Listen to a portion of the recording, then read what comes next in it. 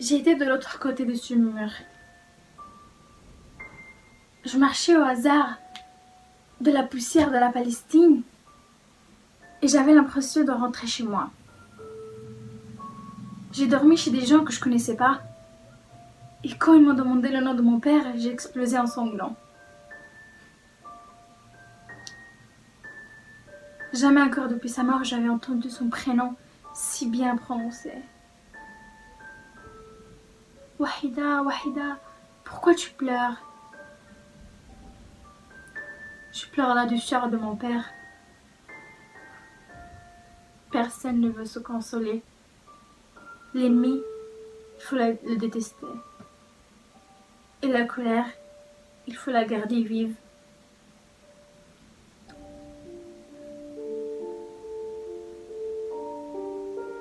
Moi, je ne veux plus me cacher. Et on ne peut pas faire semblant que rien ne s'était passé.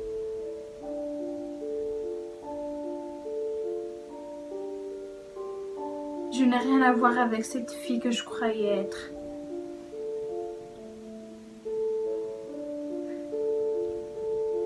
Cette Wahida, c'est un délire.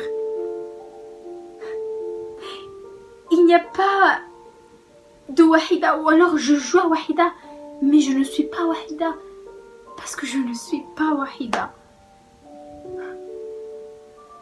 J'ai beau être une intellectuelle, avoir fui au bout du monde, posséder un passeport américain, changer de langue, ou même j'ai beau t'avoir rencontré, toi, le juif, l'ennemi.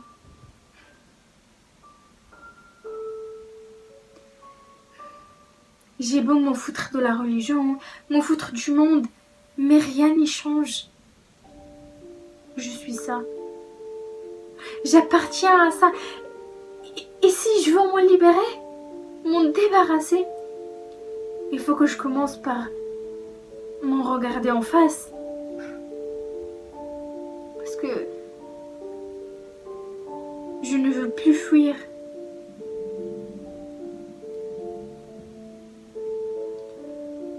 Pardon.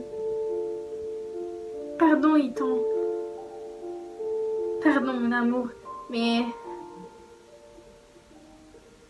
je te quitte. C'est égoïste pendant cette guerre. Mais ma place est là-bas. De l'autre côté de ce mur. Avec ceux qui vont perdre.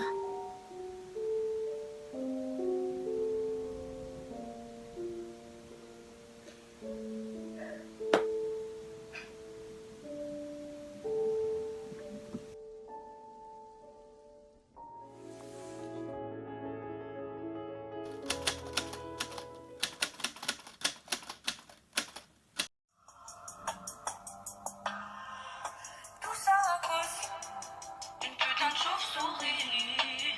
C'est là, tout ça à cause. Je croyais qu'il y avait une chauve-souris chez moi. Oh, Corona, pas bien limite ta mère. Corona, pas bien limite ta mère. Oh, on est confinés à cause de toi. On peut plus manger à cause de toi. C'est toi la fille qui chante? C'est moi. C'est toi qui applaudis?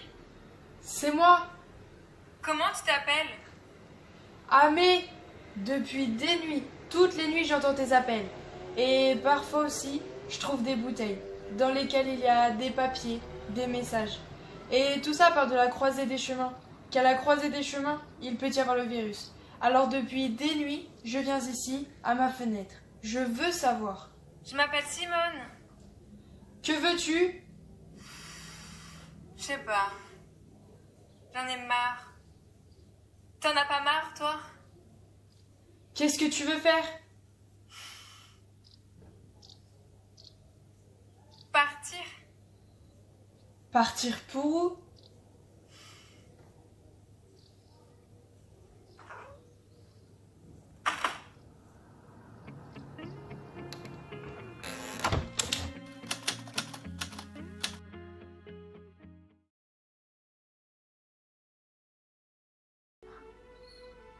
Je la voyais, entre le tremblement de jambes de ses fils, avec ses seins trop lourds et son corps vieilli pour les avoir portés, ses 3 fils.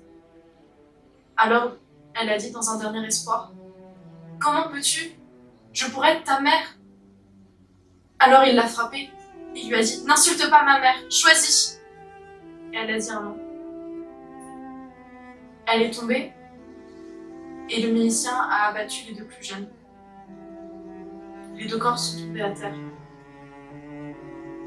La mère s'est relevée et au cœur de la ville qui brûlait, elle a hurlé que c'était elle qui avait tué ses fils. Avec son corps trop lourd, elle disait que c'était elle l'assassin de ses enfants. Alors on fait quoi? On attend? On comprend? On reste avec notre alphabet et dans nos livres à trouver ça tellement joli, tellement beau, tellement extraordinaire et tellement intéressant. Joli, beau, extraordinaire, intéressant. Des mots? À quoi ça sert les mots si je ne sais même pas ce que je dois faire?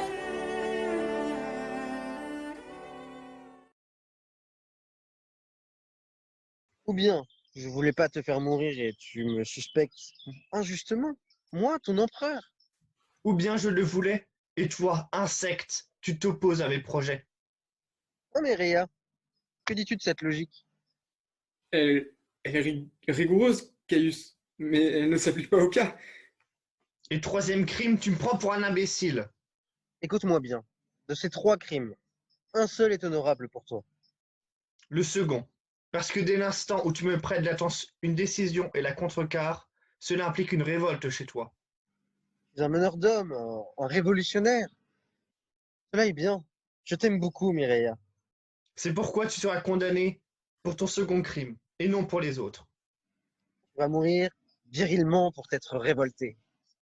Ne me remercie pas, c'est tout naturel. Tiens, bois ce poison. Non, Allons, allons.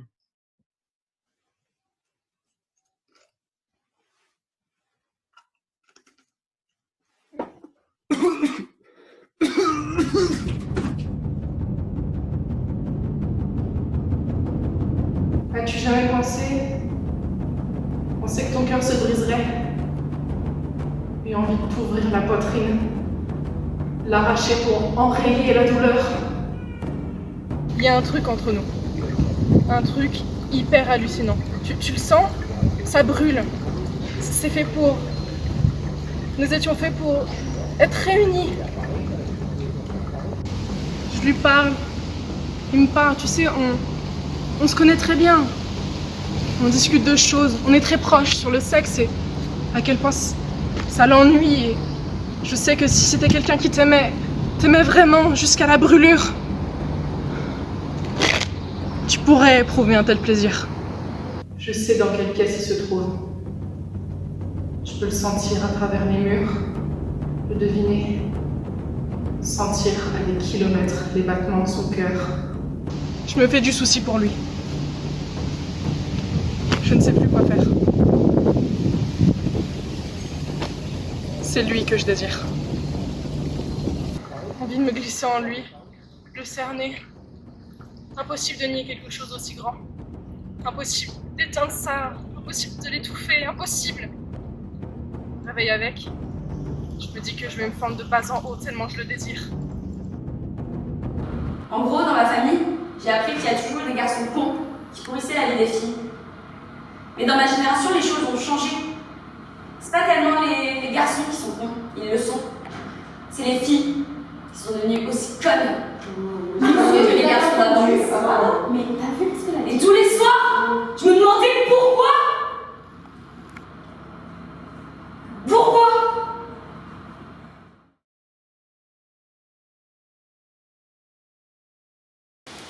Moi, je ne sais pas grand-chose. C'est pour ça que je veux voyager. Je veux apprendre des autres et partager avec eux ce que je sais déjà. Je veux articuler mes convictions en fonction de ce qui me touche, de ce qui me parle. Comme le lierre qui prend racine d'un sol à l'autre, qui change de forme en fonction de ce qu'il rencontre. Je cherche sans vouloir trouver à tout prix. La route est belle, pourquoi s'arrêter? Je suis celle qui regarde. Je suis celui qui découvre.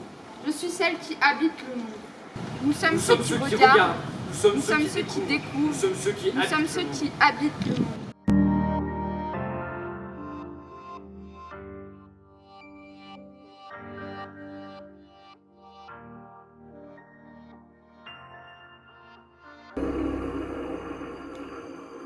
Je suis pas arrivée ce matin.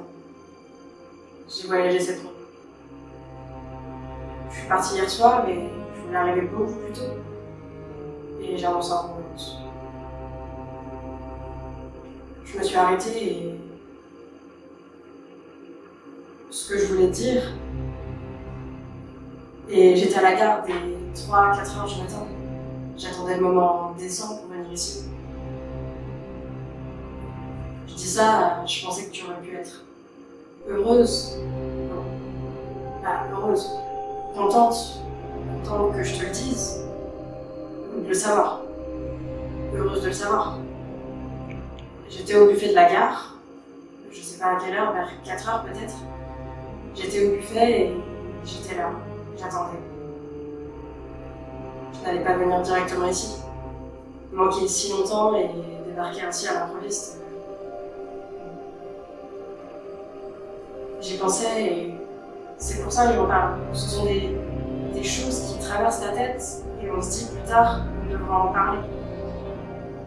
Des recommandations qu'on se fait. Je me suis fait donc la recommandation de te dire que j'étais arrivée beaucoup plus tôt et que j'avais traîné un peu.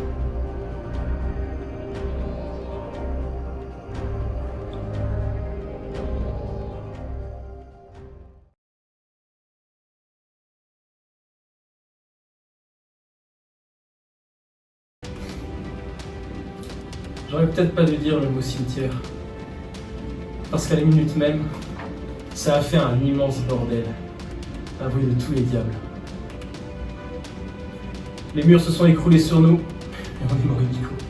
Cet hôtel, avec vue sur la guerre, c'est exactement le genre de boubou minable où je traîne mes guêtres depuis plus de 15 ans. Je change de continent. Tu passes des œufs chez les macaques. Tu kiffes. Il y avait une fortune à se faire avec ce type. Il me dit ok pour le paquet de dollars, et qu'il y aurait d'autres commandes si le risque politique était écarté. Tu veux dire qu'il pourrait être assez con pour faire la paix? Alors ça, mais les enterrer, pas de risque. Les politiques, ils parlent comme ça de cesser le feu pour se faire relire à la télé, mais arrêter de marcher de la guerre, alors ça, pas de risque.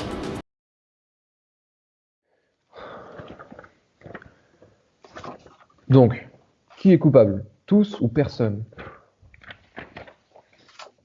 Pourquoi l'ouvrier affecté au gaz serait-il plus coupable que l'ouvrier affecté à la chaudière ou au véhicule? Bah, l'aiguilleur des voies ferrées, par exemple. C'est bien lui qui achemine les juifs vers le camp. Cet ouvrier est un fonctionnaire. Il fait le même travail depuis 20 ans. Il aiguille des trains selon un plan. Bien sûr. Et il n'est pas censé savoir ce qu'il y a dedans. Ce n'est pas de sa faute si les juifs sont transportés d'un point A à un point B selon son aiguillage. Et pourtant, l'aiguilleur joue un rôle crucial dans l'extermination. Mais sans lui, le train des juifs ne peut pas arriver au point B. Ah, de même pour le fonctionnaire chargé de réquisitionner des appartements pour les sinistrés des bombardements. L'imprimeur qui prépare les avis de déportation. Le fournisseur qui vend du béton et des barbelés OSS. Et Dieu. Et Dieu là-haut qui permet tout ça. Les nazis arrivent au pouvoir. Et leur chef s'appelle Adolf Hitler. Un jour, il est écrit qu'on ne peut plus entrer dans le parc. Un autre, que je ne peux plus utiliser la cabine téléphonique. Ça commence comme ça. Ça n'a l'air de rien. C'est un début. Tu n'y crois pas? Un jour, la haine se lève à la place du soleil. Tu peux croire ça, toi? Tu imagines? Mais qu'est-ce que tu dirais si je décidais que tous ceux qui ont les cheveux bouclés n'ont plus le droit d'aller à l'école? Allez hop, les cheveux bouclés. Non. Un jour, la haine prend la place du soleil. Un jour, mon voisin crache à mes pieds. On a écrit « à mort » sur la façade de ma maison. À mort. Mais pourquoi? Est-ce que j'ai dit quelque chose qu'il ne fallait pas? Est-ce que j'ai fait quelque chose qu'il ne fallait pas? Plus j'aide que ce que je suis. Pourquoi faites-vous ça? J'ai toujours été un bon employé. J'ai toujours fait mon travail avec conscience. Vous n'avez pas le droit de m'enlever mon travail. Vous n'avez pas le droit de me traiter de sale. Pourquoi me dit-on de rentrer chez moi? N'est-ce pas là où je suis née? Quel est donc ce pays qui n'est plus le mien? Quel est donc ce pays qui n'est plus le mien? Tu comprends quelque chose, toi? Je gratte la peinture sur la façade. Je frotte, il faut que j'efface les mots. J'imagine qu'on écrive à mort sur la façade de ta maison. J'efface les mots, mais chaque nuit ils reviennent. Et le matin, à mort écrit sur la façade. Alors je gratte, je frotte, j'efface les mots. Si on décidait de frapper tous ceux qui ont les yeux bruns? Et si on décidait de mettre en prison tous ceux qui ont les yeux verts? Si on décidait que tous ceux qui ont les yeux bleus doivent mourir? Bah, c'est exactement ce qui nous est arrivé. Un jour, la haine se lève à la place du soleil. La haine veut et décide que nous devons disparaître. À cause de la nourriture, à cause de la langue, à cause de la religion. Est-ce que tu imagines ça? Nous recevons de nouveaux documents sur lesquels figure la mention juif. Nous recevons des étoiles en tissu, d'étoiles jaunes, que nous devons coudre. Tu es chrétien, tu es musulman. Tu imagines que l'on couse une croix sur ton manteau, un croissant, puis que l'on te montre du doigt, et que l'on te crache là où tu poses des pieds. Cela est arrivé. Aussi incroyable que ce puisse paraître, c'est arrivé. Plus d'école, plus de travail.